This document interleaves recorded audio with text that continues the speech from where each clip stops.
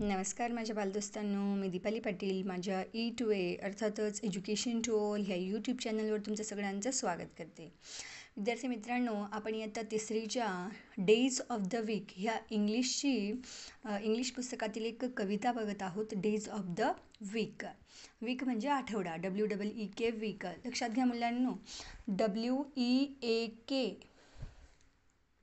उच्चार सारखा आणि स्पेलिंग वेगळी. हा वीक म्हणजे अशक्त, हडकुळा, आणि हा वीक म्हणजे आठवडा. डेज ऑफ द वीक ही पोएम आज बघत आहोत. तर तुमच्या पुस्तकातील ही पोएम उघडा, आपण ती गाऊन बघूया पहिल्यांदा. लिसन, रिपीट अँड रिसाईट.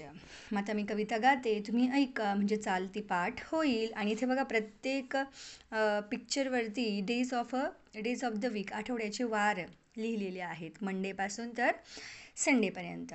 चला मग वाचूया. Solomon Grundy, born on a Monday, christened on Tuesday, married on Wednesday, took kill on Thursday, was on Friday, died on Saturday, buried on Sunday. That was the end of Solomon Grundy. आता इथे Solomon Grundy नावाची एक व्यक्ती किंवा एक हा छोटासा मुलगा जन्माला आला. मग त्याचा जन्म झाला आणि मग सोमवारी जन्मला, मंगळवारी नामकरण झालं, वेनसडेला लगेच त्याचं लग्न झालं आणि थर्सडेला तो आजारी पडला, फ्रायडेला त्याची चांगलीच तब्येत खराब झाली, सॅटर्डेला तो मेला आणि त्याला संडेला बरीड केला म्हणजे दफन केला त्याला. अशी या अर्थाने कविता घेतलेली आहे आणि याच्यावरून खाली वेगवेगळे प्रश्न विचारलेले आहेत, ते आता आपण बघूया. बघा, look up a calendar and write the following dates. Dates म्हणजे तारखा. कॅलेंडर बघायला सांगितलेलं आहे आणि तारखा लिहा. हे तारखांचं तुम्ही कॅलेंडर बघा नका बघा, हे तुम्हाला नेहमीच उपयोगात येणार आहे. फक्त आपण स्टँडर्ड 3मध्ये आहोत म्हणून हे आज काम पडतं आहे असं नाही, तर हे तुम्हाला पुढेही उपयोगात येईल. मग आता मी मुद्दाम करंट इयर लिहिलेलं आहे, म्हणजे आता चालूचं वर्ष 2024. तुम्ही जर बुकमध्ये बघितलं तर 2014 दिलेलं आहे. हे त्यावेळेचं पब्लिकेशन आहे, त्याला जाऊन आता 10 वर्ष होत आहेत, म्हणून मी करंट इयर लिहिलं आहे 2024. मग त्यांनी पहिला प्रश्न केला आहे, the first day of this year. ह्या वर्षाचा पहिला दिवस. मग कोणता आहे ह्या वर्षाचा पहिला दिवस? मी लिहिते, तुम्ही बघा बरं. बघा, मी तुमच्यासमोर लिहिलेलं आहे 1 जानेवारी 2024, 1 जानेवारी 2024, किंवा ह्यालाच जानेवारी हे मेन्शन न करता महिन्याचा नंबर टाकला. जानेवारी हा आपला पहिला महिना असतो ग्रेगरियन वर्षाचा. 1/1/2024 ऑर लिहून दिलेला आहे. बघा पुढचं, the day the school started. कोणत्या दिवशी शाळा सुरू झाली होती? यंदा आपली शाळा सुरू झाली होती. मी डेट लिहिते, तुम्ही वाचा. 15/6/2024. 15/6 म्हणजेच 15 जून, आणि त्या दिवशी वार होता सॅटर्डे. शनिवारी शाळा सुरू झाल्या होत्या. ओके, सॅटर्डे होता त्या दिवशी डे.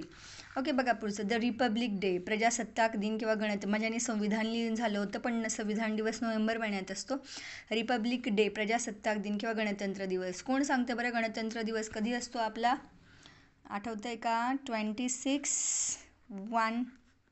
हां, इथे आता मी वर्ष नाही लिहित कारण तो दरवर्षीच येतो. आलं लक्षात? 26 जानेवारीला. 1च्या ऐवजी मी इथे लिहिते जानेवारी.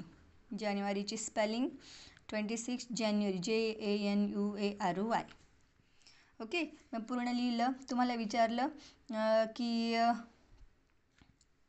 आपला गणतंत्र दिवस, रिपब्लिक डे कधी असतो? तर 26 जानेवारी. ओके, आता पुढे जाऊ आपण. Independence day. इंडिपेंडन्स डे म्हणजे स्वातंत्र्य दिन आपला. स्वतंत्र दिन म्हणतो आपण त्याला. स्वातंत्र्य दिन, ज्या दिवशी आपल्याला स्वातंत्र्य मिळालं होतं. कधी मिळालं होतं? रिपब्लिक डे 26 जानेवारीला असतो. मग इंडिपेंडन्स डे कधी असतो आपला? स्वातंत्र्य दिन कधी असतो? तर तो असतो 15 ऑगस्ट. ऑगस्टला असतो, 15 ऑगस्ट. 15 ऑगस्ट. इथे पण 26 जानेवारी म्हणू शकतो आपण. ओके, आता जाऊया पुढे.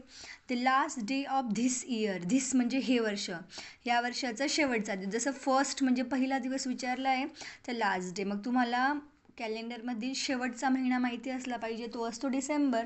The last day of this year 31ला पार्टी करतात ना आपण, 31 डिसेंबरला. 31 डिसेंबर 2024. याला डिसेंबर हे मेन्शन न करता 31/12/2024 म्हणजे ही तारीख, हा महिना आणि हे वर्ष, ह्या पद्धतीने डेट लिहिली जात असते. आणि शेवटचं द डेट टुडे. आज आपण हा व्हिडिओ बनवतो आहोत आणि आजची तारीख आहे विद्यार्थी मित्रांनो 18/7/2024. ज्या दिवशी तुम्ही वाचाल किंवा ज्या दिवशी तुमचा लेसन होईल त्या दिवशीची तारीख तुम्हाला टाकावी लागेल. टुडे म्हणजे आज. आता बघा इथे the first day of this year, ह्या वर्षाचा पहिला. तुम्हाला सांगितलं की करंट इयर 2024 आहे, त्यामुळे मी 24 लिहिलेलं आहे. तर ते कसं लिहिलं आहे बघा, 1/1/2024. एक म्हणजे जानेवारी, 1 तारीख जानेवारी महिन्याची 2024. डॉट डॉट दिलेले आहेत मध्ये. डॉट द्यायचे नसतील तर ह्या पद्धतीने ऑब्लिक करून 1/1/2024. आणि अजून साईडला तसंच दिलेलं आहे 1/1/24. 24 म्हणजेच 2024. आता आपण यंदाचा हा जिंकलो बघा, विश्वचषक जिंकलो 2024. येते का लक्षात? T20 हे खूप शब्द प्रचलित झाले होते. T20 म्हणजे 2020च्या ओव्हर्स आणि 2020च्या T20चा वर्ल्ड कप जिंकलो होतो. 2020च्या ओव्हर्स आणि 2020चा विश्वचषक. ह्या पद्धतीने T20 म्हणतात त्याला T20.